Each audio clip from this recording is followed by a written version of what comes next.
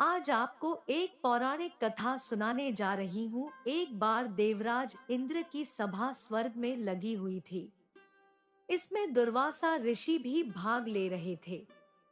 जिस समय सभा में विचार विमर्श चल रहा था, उसी समय सभा के मध्य ही पुंजिकस्थली नामक इंद्रलोक की अप्सरा बार बार इधर से उधर आ जा रही थी।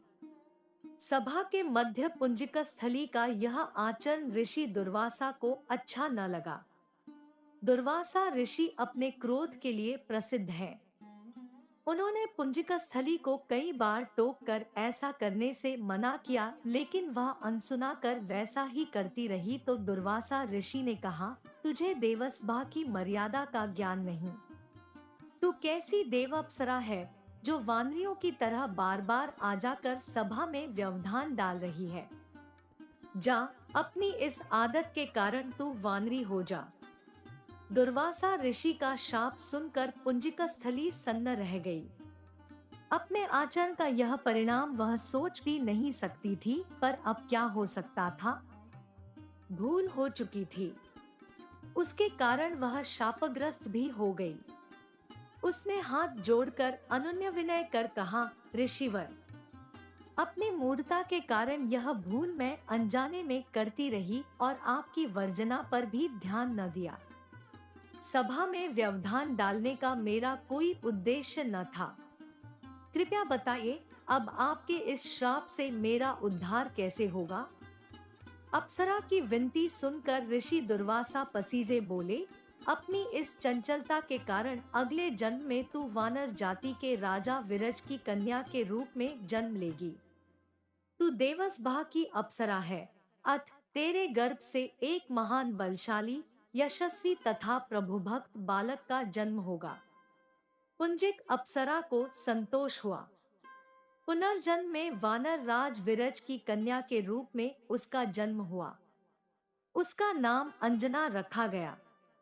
विवाह योग्य होने पर इसका विवाह वानर राज केसरी से हुआ। अंजना केसरी के साथ सुखपूर्वक प्रभास तीर्थ में रहने लगी। इस क्षेत्र में बहुत शांति थी तथा बहुत से ऋषि आश्रम बनाकर यज्ञादि करते रहते थे। एक बार ऐसा हुआ कि वन में विचरने वाला शंखबल नामक जंगली हाथी प्रमत्त हो उठा तथा वन में उत्पात मचाने लगा। उसने कई आश्रमों को रौंद डाला, यज्ञवेदियां नष्ट कर दी। उसके भय से भागते हुए अनेक तपस्वी बालक आहत हो गए। कई आश्रम उजड़ गए। कई ऋषि भय के कारण आश्रम छोड़कर चले गए।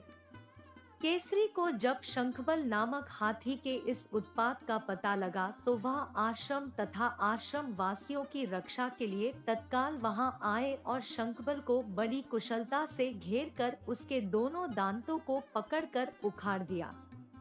पीड़ा से चिंघाड़ता हुआ वह हाथी वहीं धराशायी हो गया और मर गया।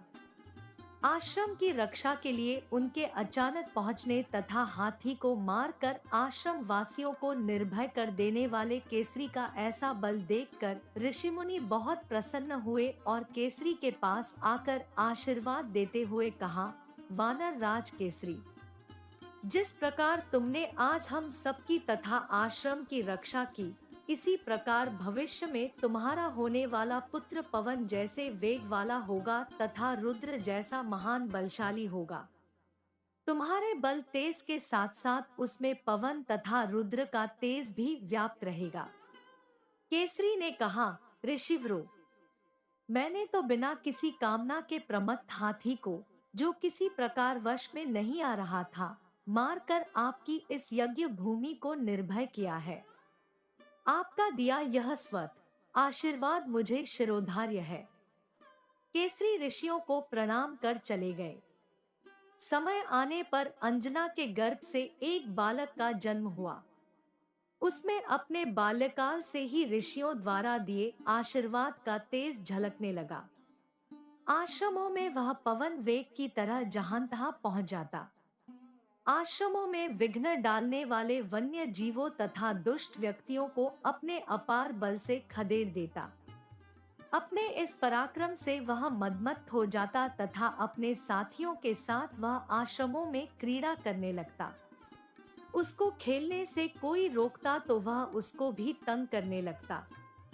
बालक तो था ही। उसके बाल कौतुक से जब ऋषियों को असुविधा होने लगी तथा उनके पूजा पाठ और यज्ञ में व्यवधान आने लगा तो उन्होंने उसके स्वभाव में शांति लेने के लिए आशीर्वाद जैसा शाप दिया कि तुम अपने बल को हमेशा भूले रहोगे। जब कोई तुम्हें आवश्यक होने पर तुम्हारे बल की याद दिलाएगा तब फिर तुम में अपार बल जागृत हो जाएगा। इससे वह बालक शांत स्वभाव का हो गया। केसरी नंदन यह बालक आगे चलकर हनुमान नाम से प्रसिद्ध हुआ। सीता जी की खोज के लिए जब कोई समुद्र पार करने का साहस नहीं कर रहा था और हनुमान भी चुप बैठे थे तो जामवंत ने हनुमान जी को उनके बल की याद दिलाई थी। तब उन्होंने समुद्र पार कर सीता की खोज की।